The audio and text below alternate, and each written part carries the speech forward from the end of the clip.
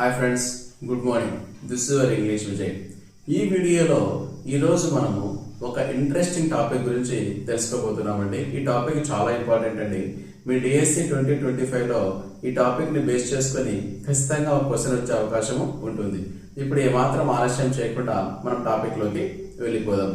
ఆ టాపిక్ ఏంటంటే as if లేదా యాజ్ దో.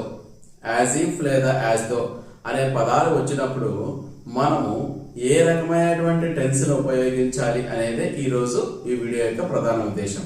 మీరు ఈ వీడియోను మధ్యలో స్కిప్ చేయకుండా చివరి దాకా చూసారంటే ఖచ్చితంగా మీ పాకెట్లో 1 మార్క్ ఉన్నట్టే. మీ అందరికీ కూడా ఒక రిక్వెస్ట్ అండి, ఈ వీడియోలో ఉన్నటువంటి కంటెంట్ వల్ల మీ నాలెడ్జ్ ఇంప్రూవ్ అయింది అనిపిస్తే ఖచ్చితంగా మా ఛానల్ సబ్స్క్రైబ్ చేయండి, షేర్ చేయండి, లైక్ చేయండి. ఇప్పుడు మనం టాపిక్లోకి వెళ్ళిపోదాం. యాజ్ ఇఫ్ లేదా యాజ్ దో, ఈ రెండు పదాల్లో ఏ పదాన్ని ఉపయోగించినా తప్పు లేదండి. యాజ్ ఇఫ్ అనే పదానికి ఎటువంటి మీనింగ్ ఉందో యాజ్ దో అనే పదానికి కూడా అలాంటి మీనింగే ఉంది. ఇక తెలుగులో మీనింగ్ మనం తెలుసుకుందాం. యాజ్ ఇఫ్ అంటే అర్థం ఏంటంటే అయినట్లు కానీ కాదు, అయినట్లు కానీ కాదు అనే అర్థము ఈ పదం ఇస్తుందండి. ఇప్పుడు మనము ఈ యాజ్ ఇఫ్ లేదా యాజ్ దో అనే పదాలు వచ్చినప్పుడు ఏ టెన్స్ ని ఉపయోగించాలి అనే విషయాన్ని మనం తెలుసుకుందాం. యాజ్ ఇఫ్ లేదా యాజ్ దో అనే పదాలు వచ్చినప్పుడు మనం ఏ టెన్స్ ని ఉపయోగించాలి అంటే సింపుల్ పాస్ట్ టెన్స్ ని ఉపయోగించాలి. బాగా గుర్తుంచుకోండి, వెరీ వెరీ ఇంపార్టెంట్ పాయింట్ ఇది. యాజ్ ఇఫ్ లేదా యాజ్ దో అనే పదాలు వచ్చినప్పుడు మనము సింపుల్ పాస్ట్ టెన్స్ ను ఉపయోగించాలి. ఇప్పుడు మనము చాలా స్పష్టంగా అర్థం చేసుకోవడానికి ఒక్కసారి ఎగ్జాంపుల్స్ ను మనము గమనిద్దాం. First example, she talks as if she knew everything. చూడండి example, she talks as if she knew everything. ఆమె ఎలా మాట్లాడుతుంది? ఆమెకు ప్రతిదీ తెలిసినట్టుగా మాట్లాడుతుంది, కానీ ఆమెకు ప్రతిదీ తెలియదు అని అర్థం. మనం ఇంతకుముందు చెప్పుకున్నాం కదండి, యాజ్ ఇఫ్ అనే పదానికి ఉన్నటువంటి అర్థం ఏంటి? అయినట్లు కానీ కాదు. ఇక్కడ చూడండి ఎగ్జాంపుల్, షీ టాక్స్, ఆమె మాట్లాడుతుంది. ఎలా మాట్లాడుతుంది? As if she knew everything. ఆమెకు ప్రతి విషయం తెలుసునని ఆమె మాట్లాడుతుంది, కానీ ఆమెకు ప్రతి విషయం తెలియదు అని అర్థం. ఇక్కడ చూడండి, మనం ఫస్ట్ ఎగ్జాంపుల్లో షీ న్యూ, KNEW న్యూ అని వీటు సింపుల్ పాస్ట్ టెన్స్ ఫామ్ ను ఉపయోగించడం జరిగింది. ఇప్పుడు మనము సెకండ్ ఎగ్జాంపుల్ చూద్దాం.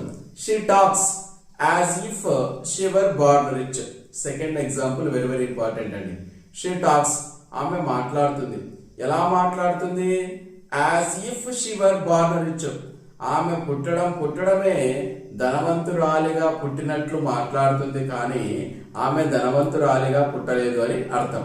ఇక్కడ షీ వర్ బార్న్ రిచ్ అనే ఎగ్జాంపుల్లో వర్ అనే పదాన్ని బాగా అండర్లైన్ చేసుకోండి.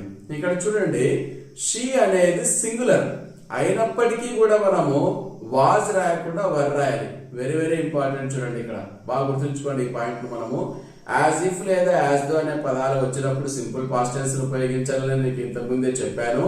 ఆ సింపుల్ పాస్ట్ టెన్స్ లో కూడా మనము వాజ్ రాయకుండా సబ్జెక్ట్ సింగులర్ అయినప్పటికీ కూడా మనము వర్రే రాయాలి. వాజ్ అనే పదాన్ని మనము ఉపయోగించకూడదు. ఓకే, సబ్జెక్ట్ సింగులర్ అయినా వర్రే వాడండి, సబ్జెక్ట్ ప్లూరల్ అయినా కూడా వర్ అనే పదాన్ని మనము ఉపయోగించాలి. షీ టాక్స్, ఆమె ఎలా మాట్లాడుతుంది? As if she were born rich. ఆమె పుట్టడమే ధనవంతురాలిగా పుట్టినట్లు మాట్లాడుతుంది, కానీ ఆమె ధనవంతురాలిగా పుట్టలేదు అని అర్థం. ఇప్పుడు థర్డ్ ఎగ్జాంపుల్ చూడండి. He feels as if I were responsible for his troubles. He feels, అతడు ఏమని భావిస్తున్నాడండి? As if I were responsible for his troubles. అతని కష్టాలకి నేను బాధ్యుడు అన్నట్లు అతడు భావిస్తున్నాడు, కానీ అతని కష్టాలకు నేను బాధ్యుడిని కాదు అని అర్థం. ఇక్కడ కూడా చూడండి, ఐ అనేది సింగులర్. మనం ఐ తర్వాత వాజ్ అనే పదం వాడకుండా వర్ అనే పదాన్ని ఉపయోగించాం. ఇదండి సింపుల్ గా యాజ్ ఇఫ్ యాజ్ దో గురించి. యాజ్ ఇఫ్ లేదా యాజ్ దో అంటే మీనింగ్ ఏంటంటే అయినట్లు కానీ కాదు అనే అర్థము. యాజ్ ఇఫ్ అనే పదాలు వచ్చినప్పుడు మనం సింపుల్ పాస్ట్ టెన్స్ ని ఉపయోగించాలి. ఒకవేళ సింపుల్ పాస్ట్ టెన్స్ లో కూడా వాజ్ లేదా వర్ ఉపయోగించాల్సి వస్తే మనము సబ్జెక్ట్ సింగులర్ అయినప్పటికీ వాజ్ ఉపయోగించకుండా వర్ ఉపయోగించాలి. Thank you friends. ఈ వీడియో వల్ల మీకు బాగా నాలెడ్జ్ ఇంప్రూవ్ అయింది అనిపిస్తే ఖచ్చితంగా మా ఛానల్ సబ్స్క్రైబ్ చేయండి, షేర్ చేయండి, లైక్ చేయండి. Thank you. We will meet again in the next video. Until then, bye bye. Keep learning, keep smiling.